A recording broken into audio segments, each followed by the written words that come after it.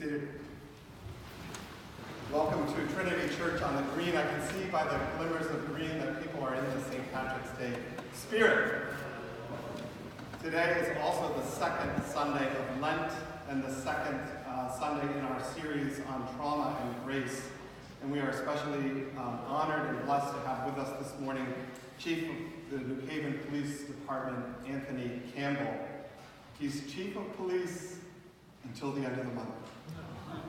He has been serving the police department in New Haven for 21 years, since 1998 when he joined the force. He has served in many capacities of leadership in the force, and in 2017 he was appointed unanimously to serve as the chief of the police department. Anthony is originally from Harlem and is a graduate of Yale College and also of Yale Divinity School, where he continues to serve on the faculty there. He's not leaving the city of New Haven. He lives here with his wife and 3 children, and he will be serving in the state DA's office, which is located here in New Haven. We are so fortunate to have such a servant leader in our midst this morning, but in our community in general, and so grateful for his leadership. And Anthony, we welcome you here to Trinity on the Green and to the pulpit for this 11 o'clock service. So thank you for being here.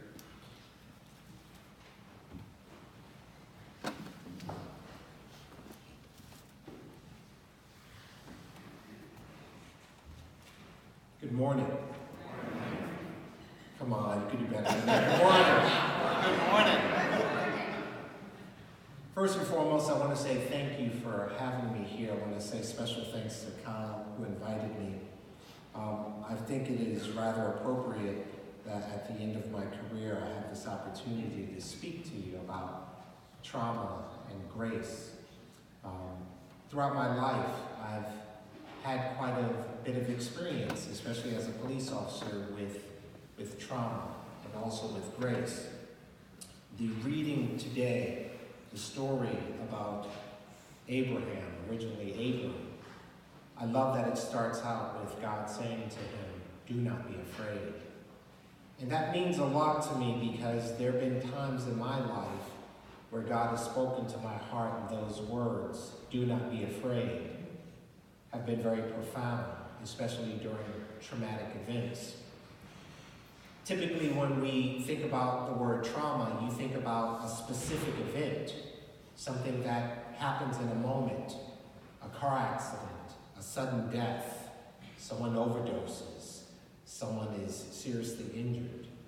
But in this story that we read about Abram, he's been experiencing a trauma over the length of his life. He finds himself at a point in his life where he does not have a child. He does not have an heir to all the things that he's worked hard for. And he feels like he's been let down, that a servant, a slave, will inherit all that he has worked hard for. He is, through his life experience, traumatized. And God tells him in that moment, "Do not be afraid." And I relate to this because, as Kyle pointed out, I grew up in Harlem, New York in the 70s and 80s, so I'm dating myself. And during that time, I watched as the crack epidemic ravaged my neighborhood. You see, my mother was a New York City corrections officer at Rikers Island, and my father, on the other hand, was a drug dealer. He was dealing the very things that were destroying our community. And I could never reconcile how my mother, who was a corrections officer, but loved and adored my father, how she reconciled this reality that the person that she loved was selling drugs, as she was a law enforcement officer. And I found myself being in a place where my father told me, "You're smart, go to school, stay out the street. If I ever catch you in the street, it's going to be a problem." And I knew he meant it. And I couldn't understand that he knew that what he was doing was wrong, and yet he wanted to support his family and provide a better life. He provided that life, he and my mother and my grandparents, so much so that I was able to get into Yale University. And in 1995, after I graduated, I received a phone call. I missed the call, so there was a message on the answering machine. This was long before cell phones and voicemail. So I hit the button on the answering machine, and there was a message from my mother, and she was crying. She said, "You have to come home." So I hopped in the car and drove down to New York City. And when I arrived, my godbrother met me on the steps of the apartment building where I'd grown up. And he said, "I'm so sorry. It's your father. He committed suicide." I was 22 years old. My father and mother had me very young. My father was 40 years old when he passed away. And I found myself hurting, having experienced this immediate trauma, and wondering what would the future hold for me, for I had lost the person who had been a hero. Even though he had been selling drugs, which he knew I didn't approve of, he was still my father. He was still the person who protected me, who provided me with guidance and leadership. And I wondered what would happen with my life now that he was gone. I found myself in pain. And when I returned back to Connecticut, I was living on Dwight Street, not far from here. And shortly thereafter, in the numbness of that trauma, I found myself surrounded by members of my Bible study group from Yale. And their very presence being there helped me to get through. I remember one of them in the living room as I sat in the bedroom praying amongst themselves. I remember them praying and one of them saying, "Lord, please help Soup," as they call me because of my last name, Campbell. Please help Soup not to be afraid. Help him. Meet him where he is. Comfort him. You see, what I've come to learn in life is this: where there is trauma, there is an opportunity for grace to flow.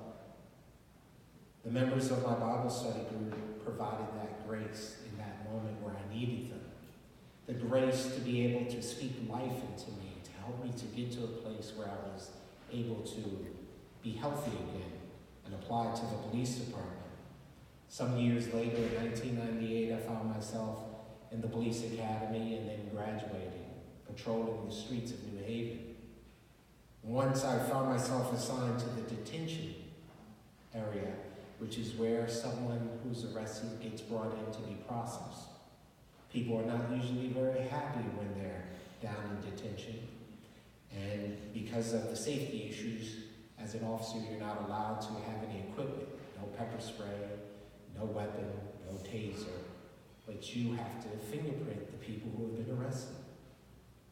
And I found myself at 150 pounds, dealing with a gentleman who had been brought in, arrested by our department for shooting. And he was very angry. I could hear him in his cell screaming, yelling that he couldn't wait to get his hands on the police. And of course, knowing that they had to bring him out to me for fingerprinting, I was afraid. This gentleman was 6'4", about 240, 250 pounds. And I'm 6'1", at the time, maybe 150 pounds soaking wet. And I thought to myself, what's going to happen here? But I had been praying before this and asking God, how could I meet people? How could I reach them when they experience trauma? How can I meet them when they're in the most difficult places? And God had given me a word. And that word was one word, and the word was candy. And I know it sounds strange, but that was the word that God gave me. So I found myself before my shift going to the store and buying a large bag of Twizzlers. So when the marshals brought this gentleman out, I was eating a Twizzler. He approached me. He was very angry. You could see it in his entire body. And as he approached, the Spirit moved to me and told me, offer him a Twizzler.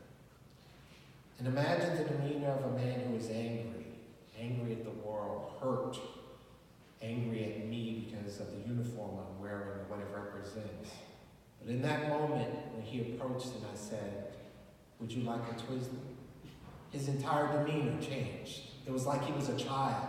And he said, "Yes, I would like a Twizzler." Suddenly I found that we were talking to one another as I fingerprinted him. And as I shared my life story with him and as he shared his life story with me, I found that we had a lot in common.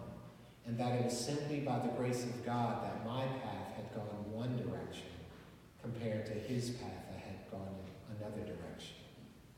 I fingerprinted him, entered all the information into the computer, and by the time I was done, as he was parting, he had finished his Twizzler, and I said, "Would you like another?" And he said, "Yes, officer, I would."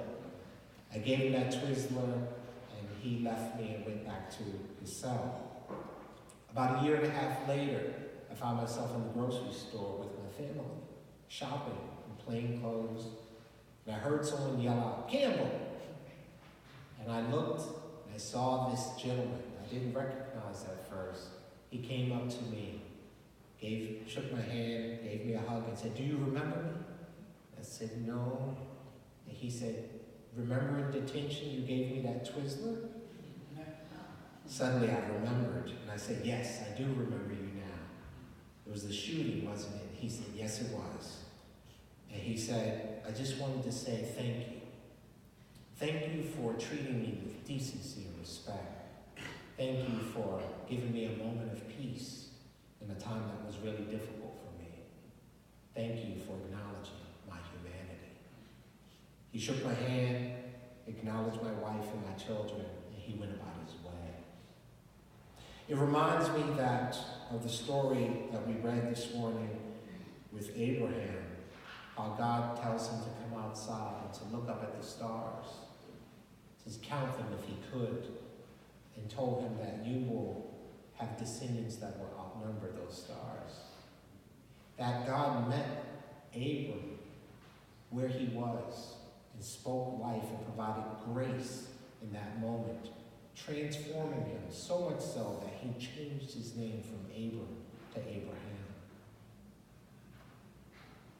I'm reminded that in moments of trauma, there are opportunities where the grace that lives within each of us, especially those of us who are children of God because we know Christ, opportunities to speak life into others, to provide that grace. It doesn't have to be a moment where someone is arrested. It doesn't have to be a moment where someone has lost someone. If you look around, if you open your eyes, there are constant opportunities for us to provide that grace to someone who may be hurting right amongst us if we simply look and listen. I've seen that grace in my profession when in 2006, May 16th, 13 years to the day yesterday, I was working not far from here when a young man from Bridgeport came up to participate in a gang initiation with two other people in his vehicle. And the longest short of it is that he wound up running me over with his vehicle. And I found myself waking up to the voice of one of my coworkers calling me, initially thinking that I had heard the voice of Jesus, only to find that it was one of my coworkers who was as far removed from Jesus as possible. But being awakened and finding that I could not move my right arm and my right side, finding that I was paralyzed for about a year and a half after my injury, wondering how I would provide for my family as the sole source of income. How would I be there for my boys who at the time were 3 and 5? How would I provide for my wife? Not knowing, finding myself in a place of fear, wondering what the future would hold.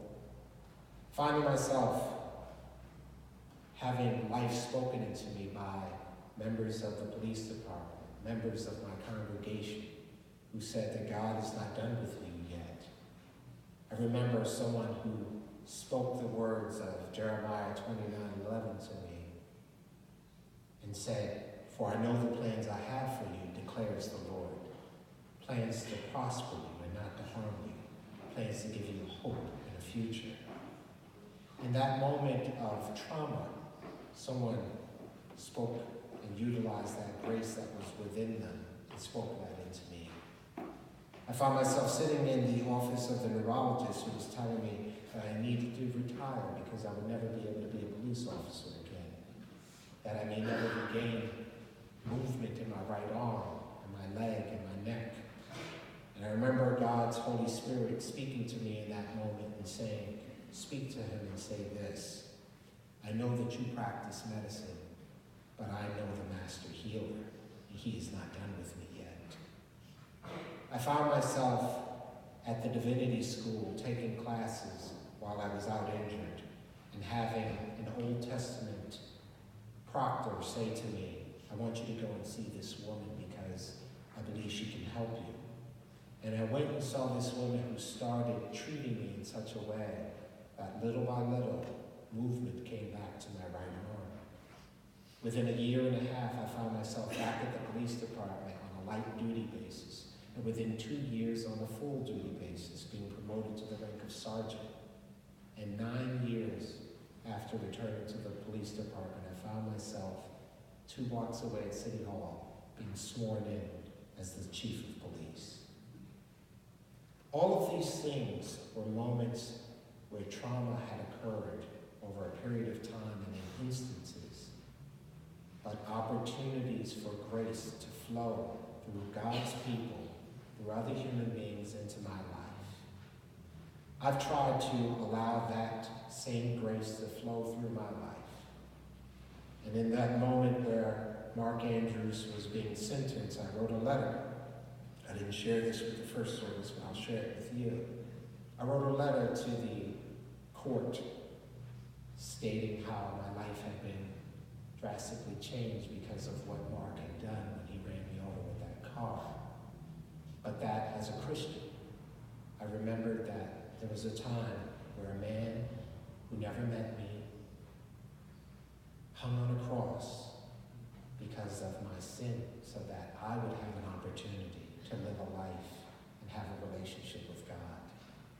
That grace that was poured out on that cross that day was for me, was for all of us as children of God, and I asked the judge to extend that grace to Mark Andrews and to have leniency on him. And the judge did. Rather than give him the 20 years he had planned on giving him, he cut that sentence in half, per my request. We are all blessed. Literally, when God breathed his life into Adam, he breathed a part of himself into human beings. We have the Spirit of grace, God's grace, living within each of us. And it is up to us to share that grace every day in every opportunity that we have with those who are experiencing trauma. My hope and my prayer is that today, some word that I've shared with you will inspire you, will help you to, in a moment that may not even seem like a traumatic moment, to bear witness to something that someone may be going through. It may be someone who is sitting here today near you, a family member, someone in your community. There are numerous ways in which you can speak life and implore that grace that lives within you into the life of someone who is around you.